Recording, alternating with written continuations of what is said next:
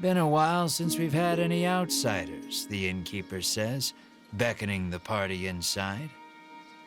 It turns out this inn is simply a place where the poor, lost souls trapped in the bewildering wood may recover. You may stay as long as you like, free of charge.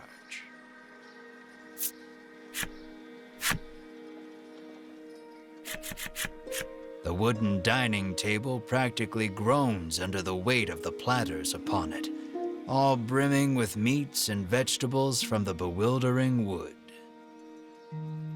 I've certainly earned this, you say to yourself, as you slide into your seat at the table, positively drooling over the feast before you. Melanie takes no note of your boorish behavior, uttering a small prayer of thanksgiving before reaching for a plate of vegetables. Mar sits, eyes fixed on the food upon the table, statuesque in his stillness. What a good boy.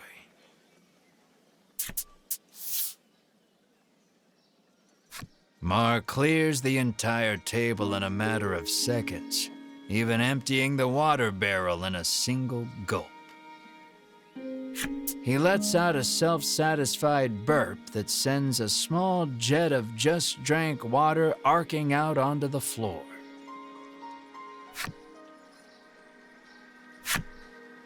The sun sinks low, and the day draws to a close.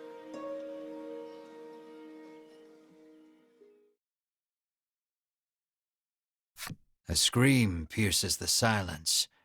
Fire! You leap out of bed, adrenaline coursing through your veins. The others follow suit, and before long you've burst through the front door and into the street. Riddis's house is ablaze, a nearby villager screams.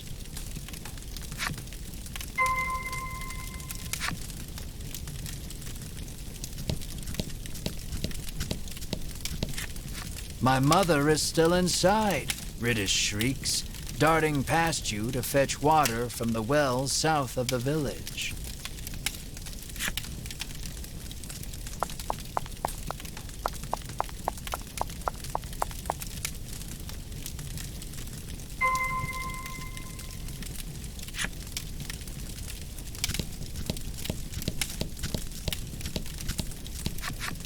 Riddis is gathering water in an attempt to fight the blaze all on her own.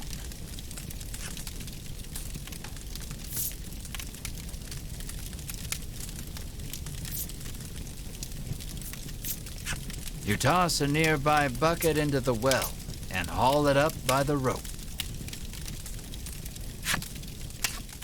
Rather, you attempt to, but thanks to Mar robbing you of a meal, your strength fails you.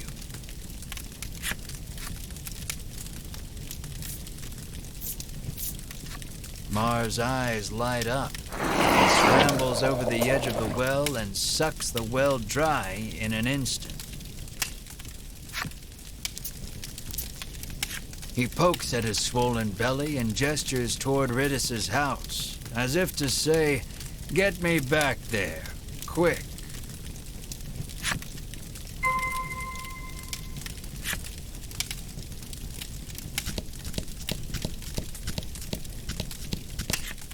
Quickly, put it out.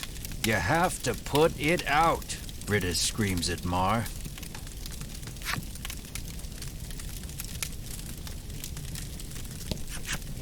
Mar douses the house with the water he sucked up from the well.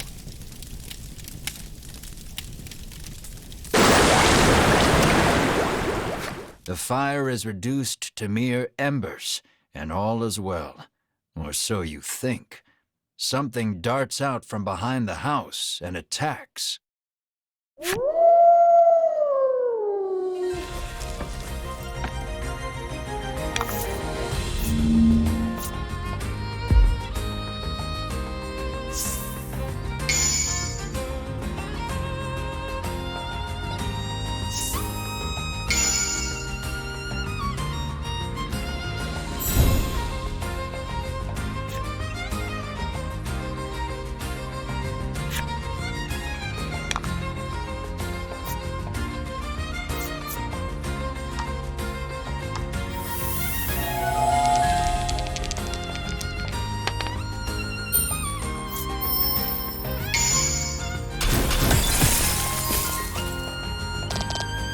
Oh?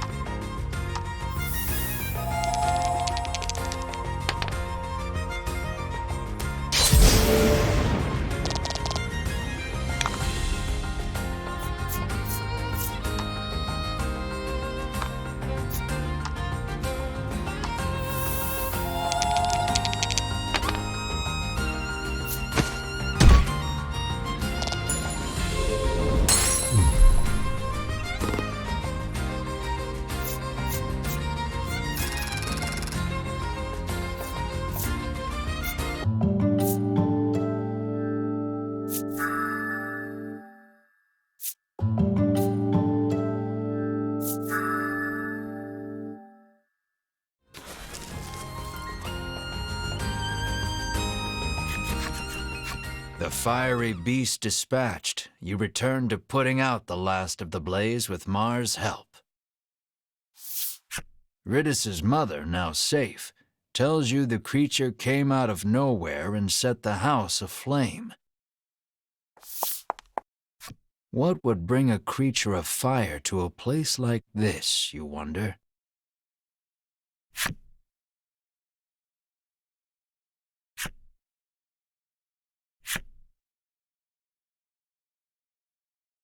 Light breaks on a new day, and the commotion of the fire feels but a nightmare. You lead your party to Ridis's house to ask for safe passage out of the bewildering wood.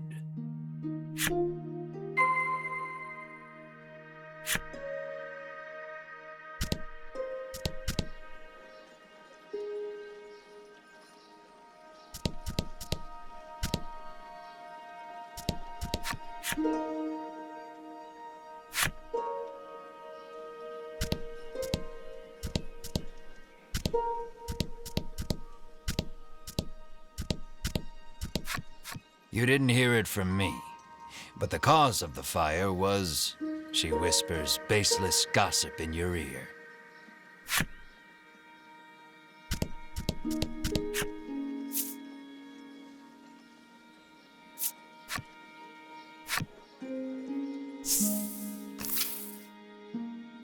Though spared from complete collapse, Ridis's home has been thoroughly scorched.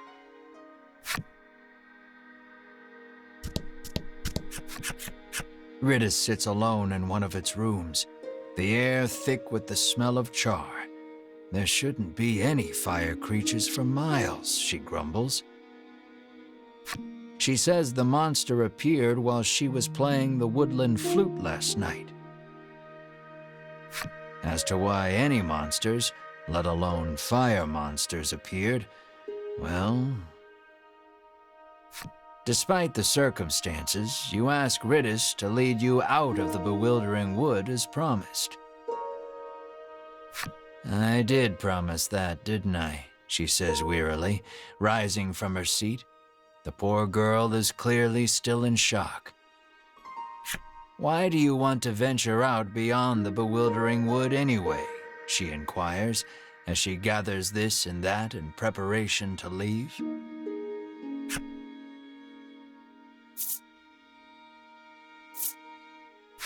We are in search of the dragon, you say valiantly, adding, the reward will be significant should we defeat him.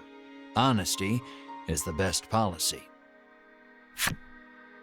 Sounds like a real risky way to make a living, she replies flatly, feigning interest. A group of Ivory Order people came through here just the other day, she explains. You connect the dots with malice. Those three, you seethe. At last, Riddis is ready to depart for the edge of the bewildering wood.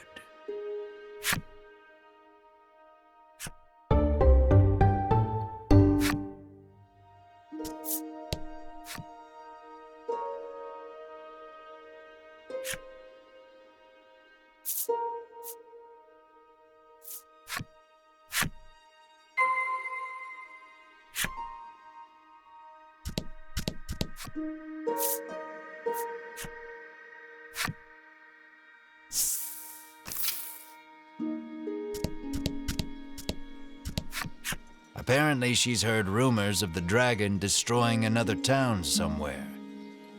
The girl heaves a sigh of relief after learning the fire wasn't the dragon's doing.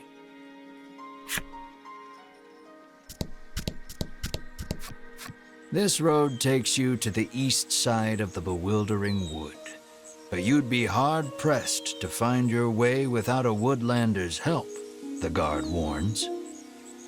Upon seeing that Riddis is with you, he steps aside and lets you through.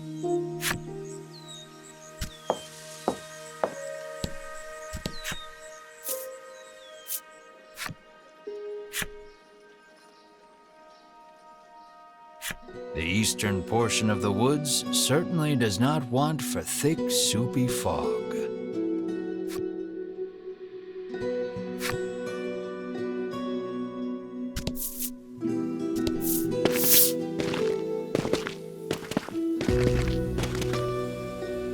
You turn away, ready to lead the party deeper into the bewildering wood.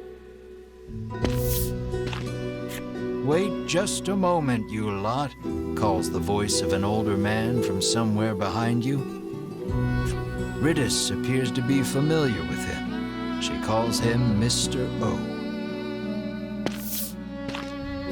Here you are, young lady, he says, handing her a slip of paper.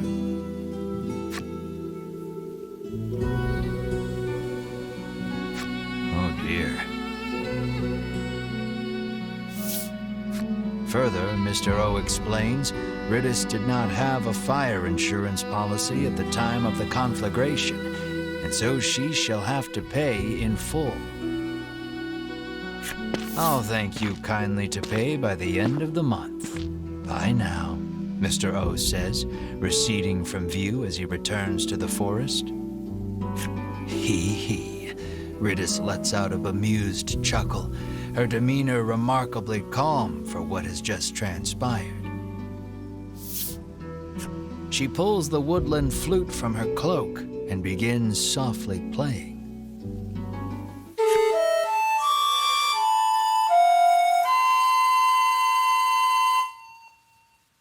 Riddis's ear-splitting performance, shall we say, draws monsters out from behind the trees. Within moments, they are nearly upon you.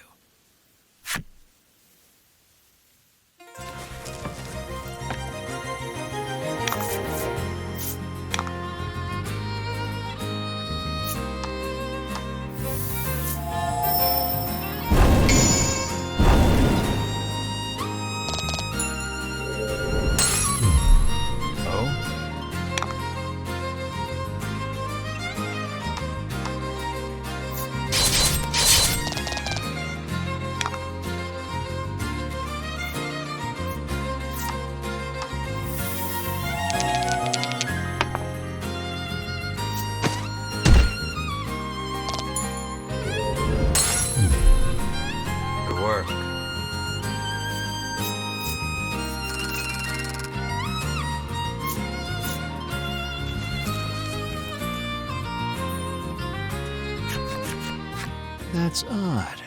I must have made a mistake, Riddis says, burying her face in her old book once more.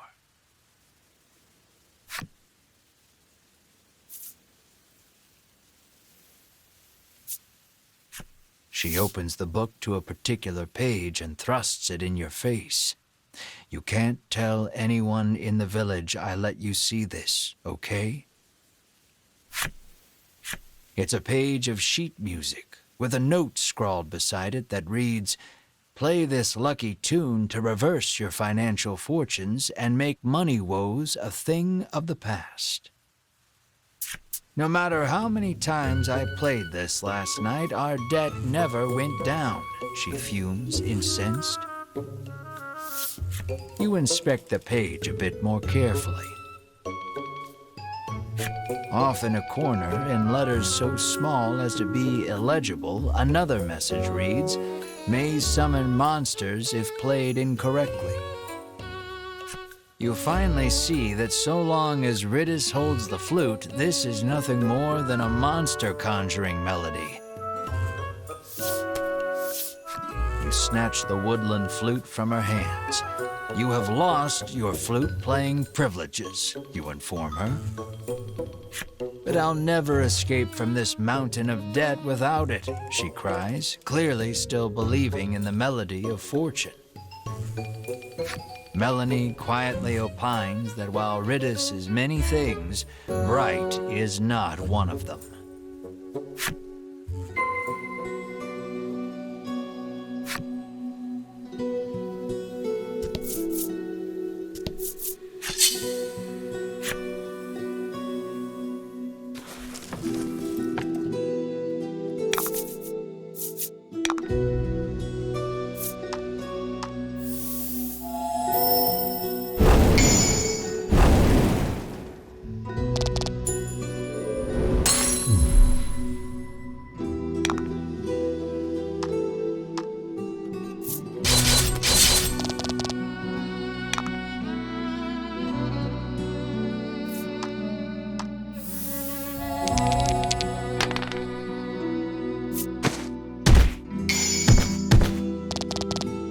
Oh?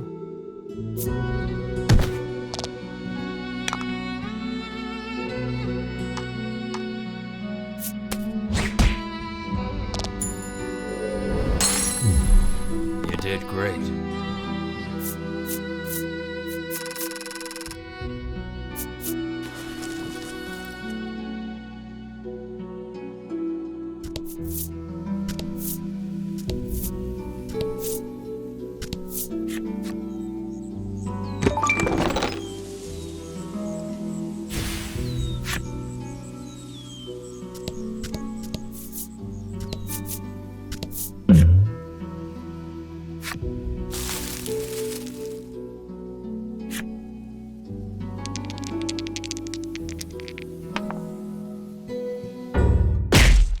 One of the nuts flies off a branch and smacks Mar right on the head. Poor Mar clutches the spot, eyes tearing up from the blow.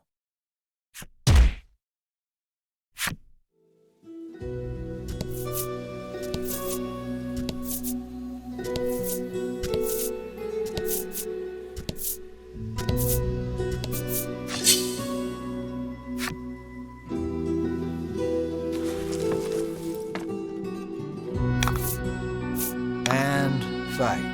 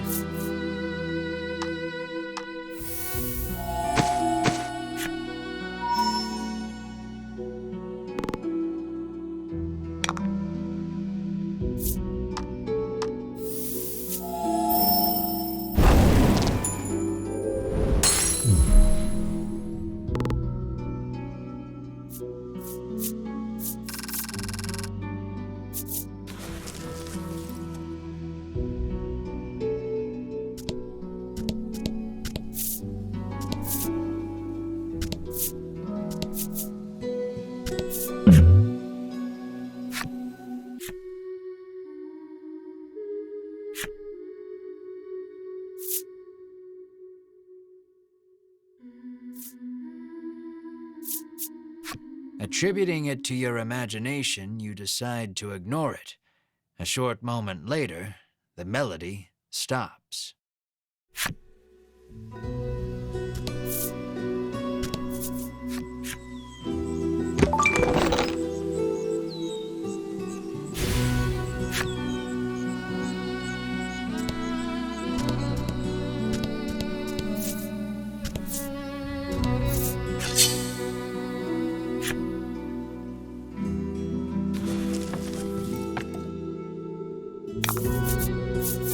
And fight.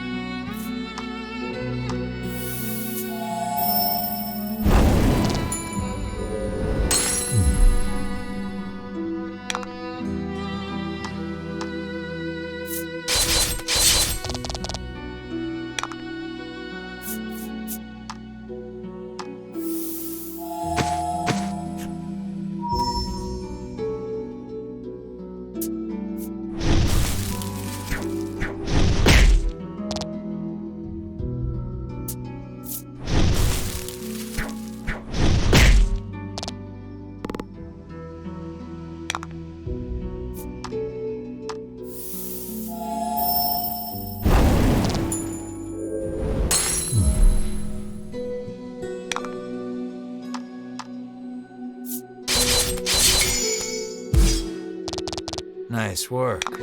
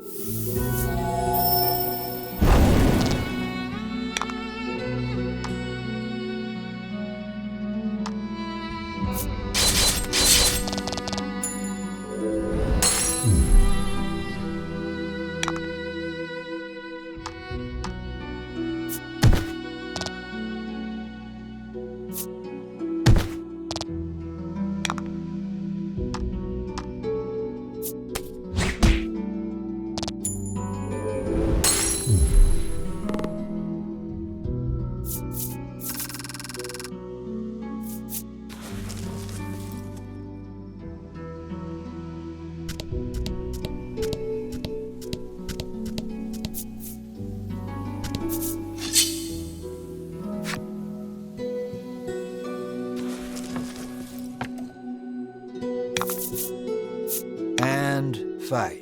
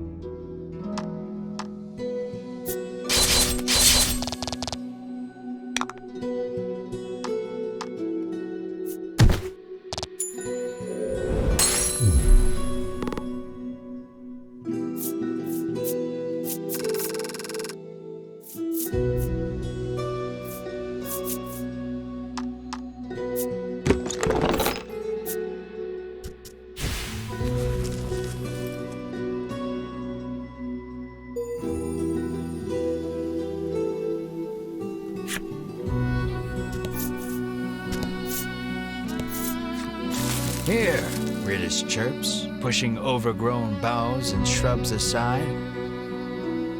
As she does, a hidden path out of the bewildering wood comes into view.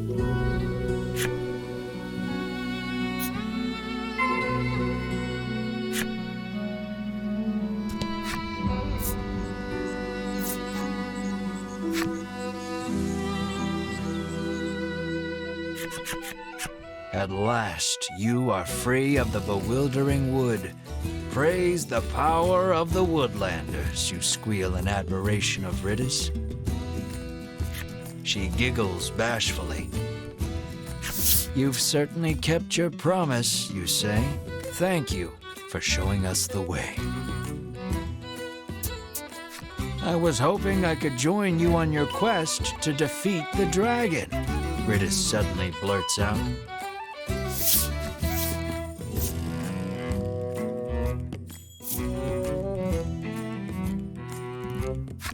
She takes out her old book and thrusts another page in your face.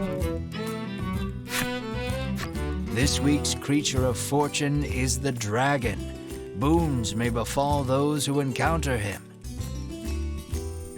Melanie's jaw goes slack. What is the deal with this book? Melanie asks, bewildered. I can probably pay off my debt if we can just defeat the dragon, Ritis chirps, revealing her true intentions.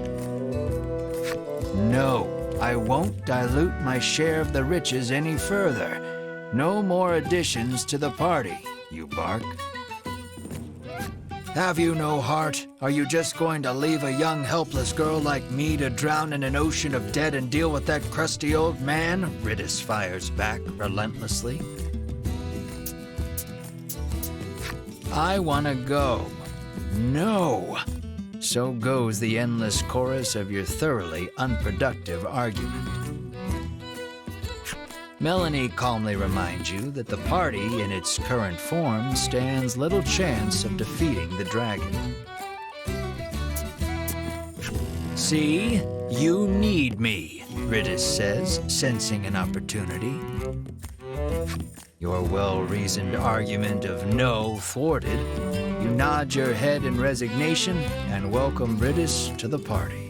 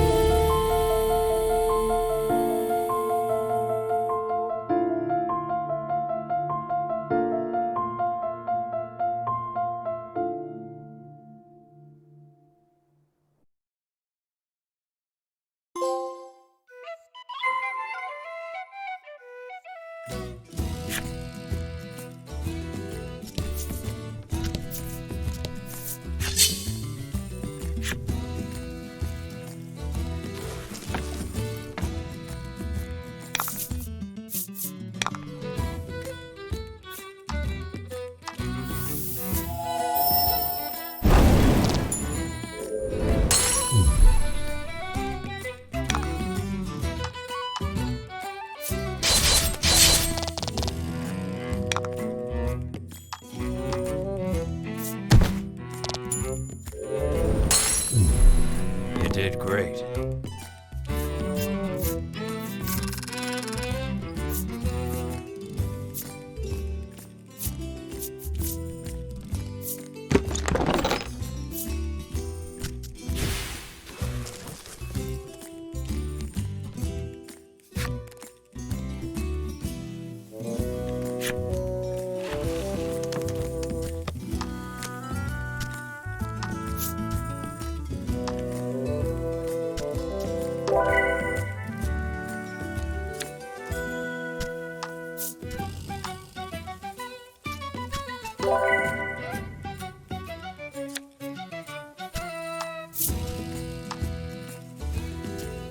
A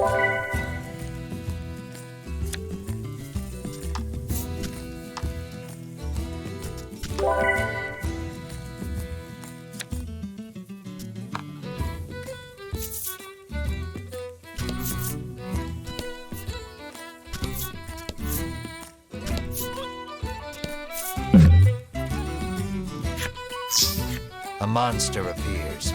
Rather, you approach it, because the poor thing's paralyzed from head to toe. You may be able to aid it by administering some curative.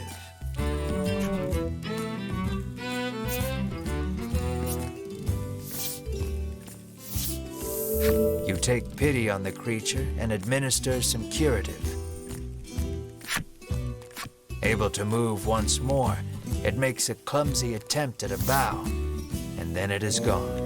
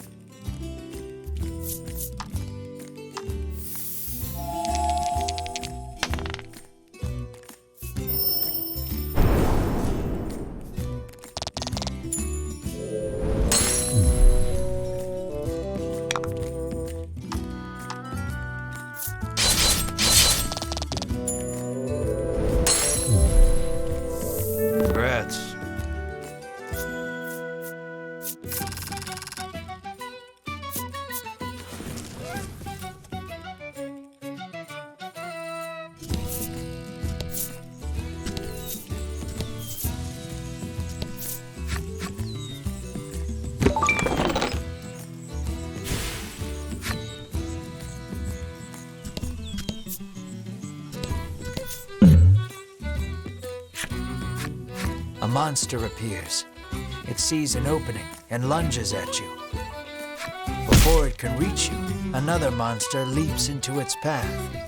Is this creature protecting you? The two monsters engage in a ferocious battle. You watch, perplexed. Why are they fighting each other? At last, the monster that first lunged towards you flees. Your protector, grievously wounded, collapses to the ground and is still. The creature at death's door hands you a small cloth pouch and breathes its last. You find a considerable number of coins packed inside the pouch. You gaze upon the creature's lifeless body. It looks rather like a monster you cured of paralysis once. The party affords the creature a proper burial and prays for its safe passage into the afterlife.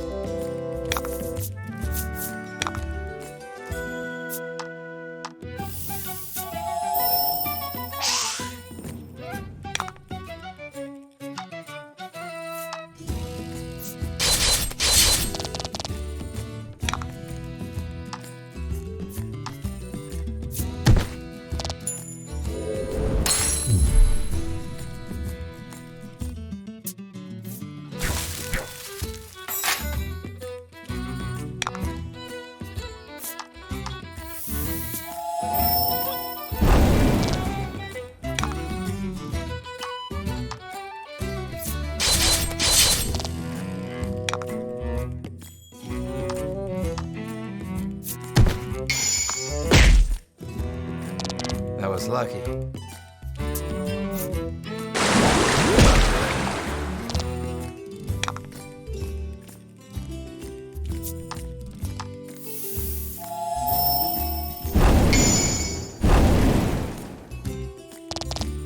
Nice work.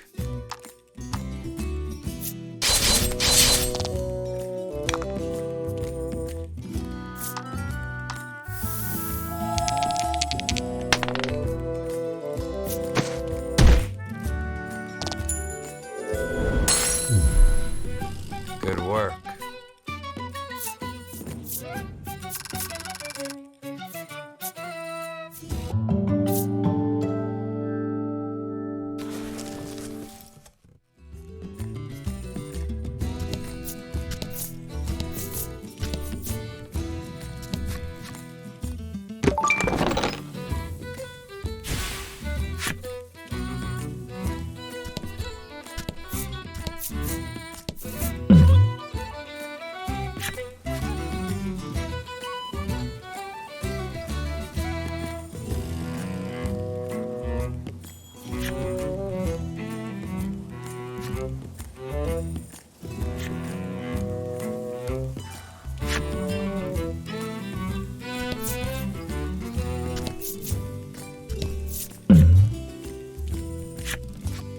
An armor-clad knight stands, exuding an extraordinarily powerful aura. The knight faces you and asks, "Might you be challengers?" But after sizing you up for a long moment, his shoulders slump and he mutters, "No, you are not yet ready." "Grow strong, young ones," he says, then returns to standing in silence. It appears he awaits a stalwart warrior to challenge him.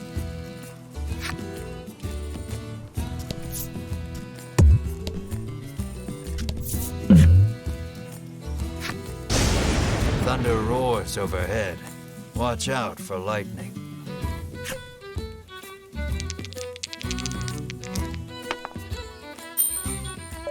You and your friends are lucky enough to make it through without being struck by lightning once.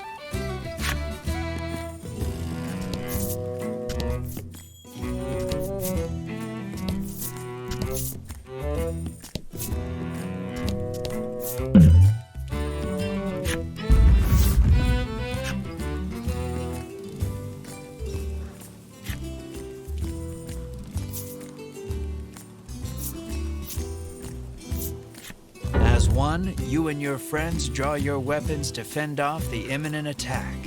Only it isn't a monster, it's a person. The old man claps a hand to your shoulder and barks out a laugh. It's up to you now. You don't even have time to say, "Huh," before the old man runs off. Then from behind you hear a rustling. As a monster leaps out at you. Looks like that old man's gotten you caught in the crossfire.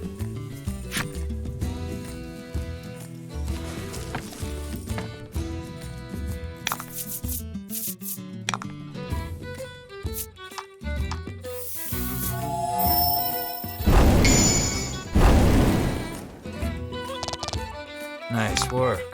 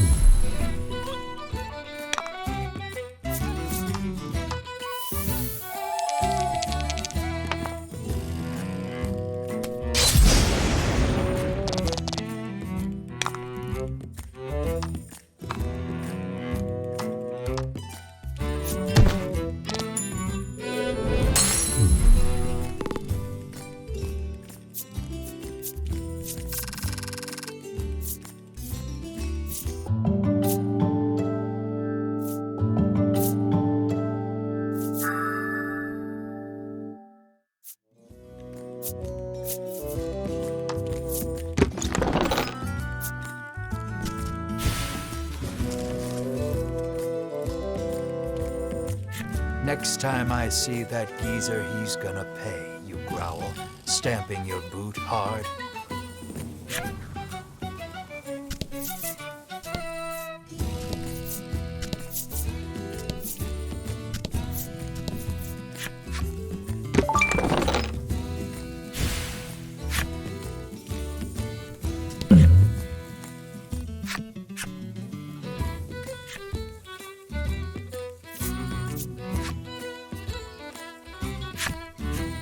You're in luck.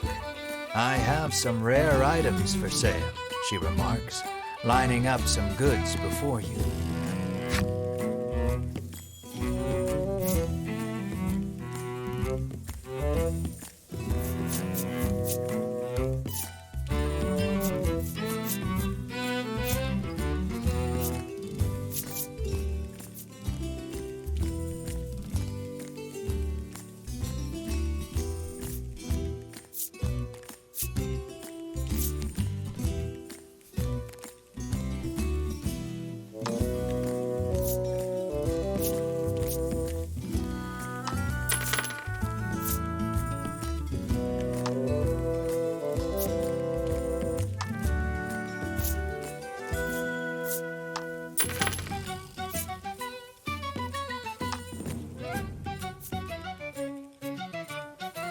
She begins closing her shop, saying she needs to stock up on wares again.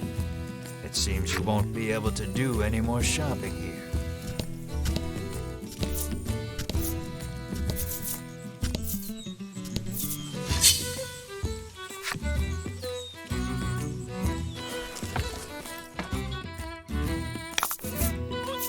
Let's do this.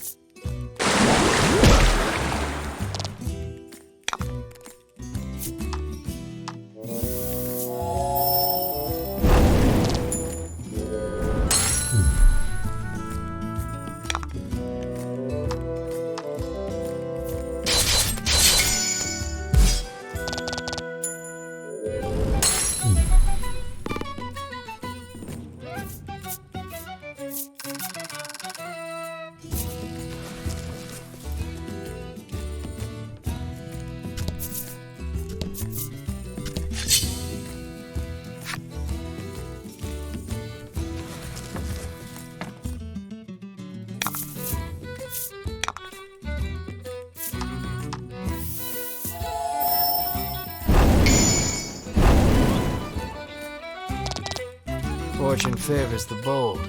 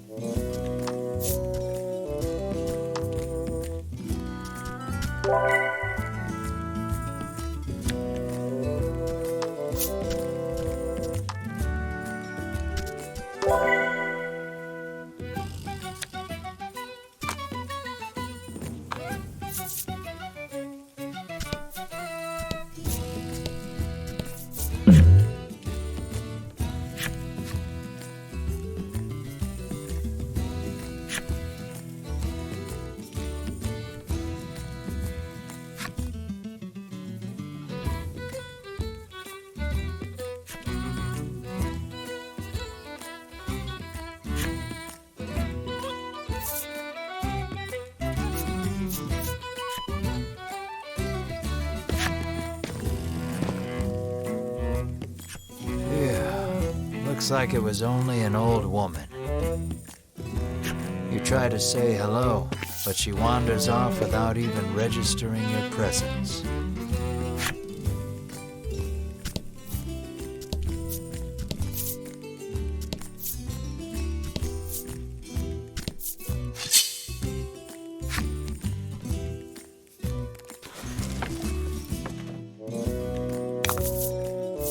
And fight.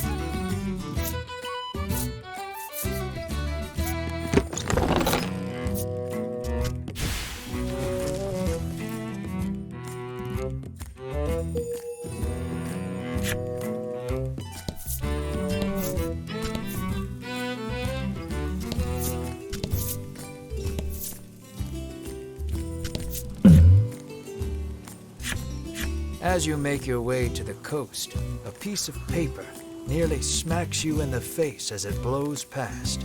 You snatch it out of the air. It depicts a woman standing before a sunset. She smiles sweetly at you. Examining the background of the picture closely, you spot a lighthouse in the distance. Written on the other side of the paper is a single word. My darling dearest, I give you my love, my treasure, my everything. The only word you need to see, really. Treasure. Certain you'll come across it in your travels, you stuff the picture into your pack for safekeeping.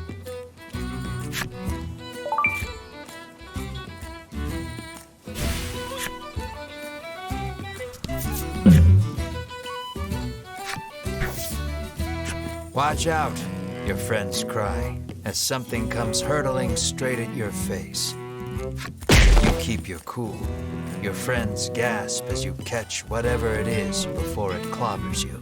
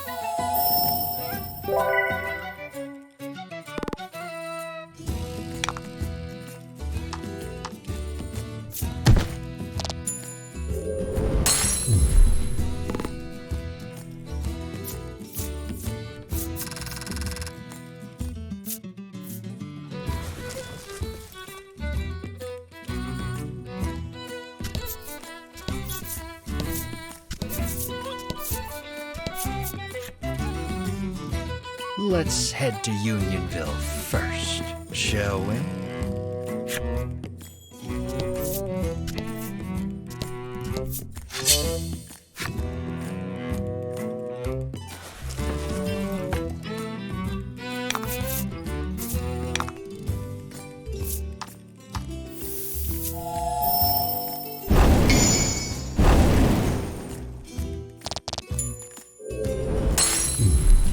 Oh?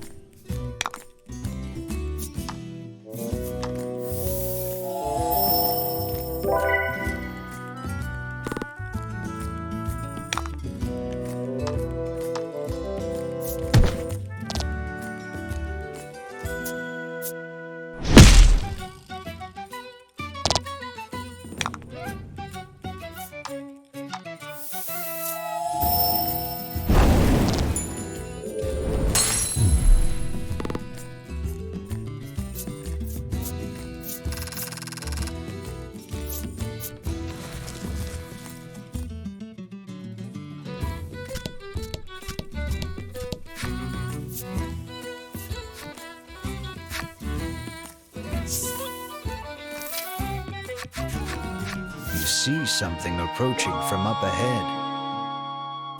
A monster, Melanie shouts, readying for battle. Mr. Flobby, get back here. It's dangerous out there, a young girl chides, taking the creature back to the village. It seems you've finally arrived at Unionville, a village where humans and monsters live together in peace. What a weird place, remarks Riddis lightheartedly. I like it. We aren't staying a moment longer than necessary, says an unsettled Melanie, her distaste for monsters plain on her face.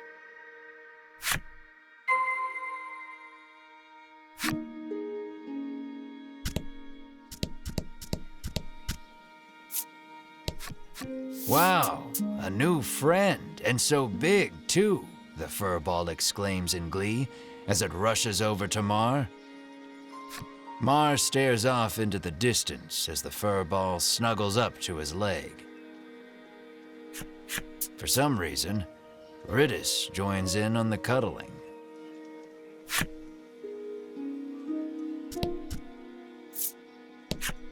Lately, a suspicious man cloaked in black has been seen wandering about the village outskirts. The old woman looks at Melanie and remarks that he was dressed just like her.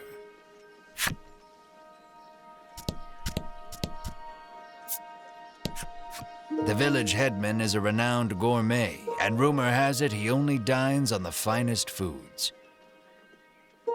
The man says he wishes he too could have such a lavish meal just once in his life, his deep desire for delicacies only growing with time.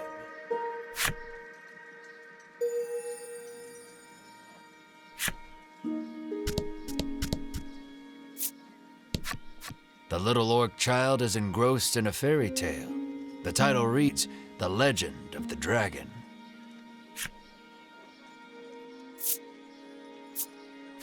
You take a peek into the picture book and come across a passage that piques your interest.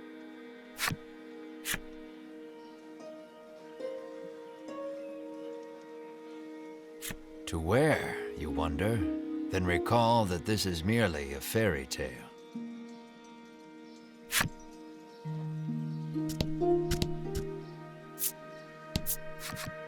However does your mouth become so filthy, Mr. Flobby?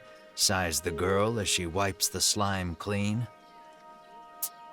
Clearly embarrassed, Mr. Flobby murmurs, "That's not my mouth."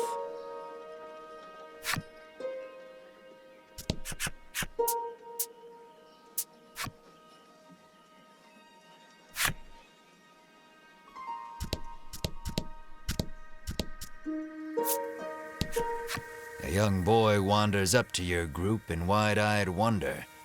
You surmise his curiosity stems from the lack of travelers visiting the village.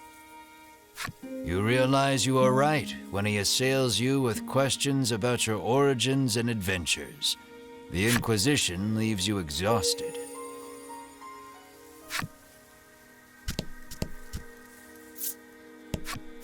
The little goblin sulks as he gazes upon the withering flowers he tried so desperately to take care of.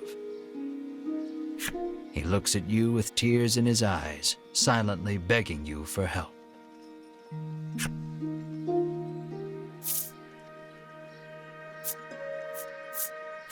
You search your bag for salve, but come up empty-handed.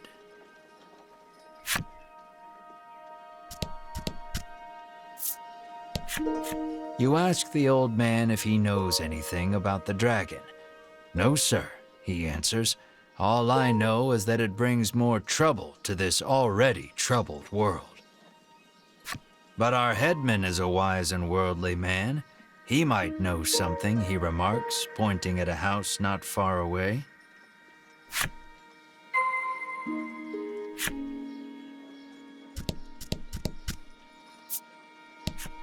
The child says his monster friend left the village suddenly to go back home. He claims the headman told him that he could go home when he grew up too. The little orc child pouts, "But I don't know where my home is."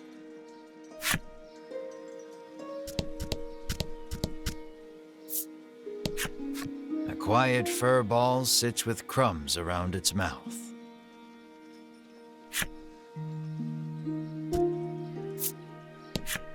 The woman frowns deeply, claiming the cakes she bought for her beloved furball have all been eaten by someone else.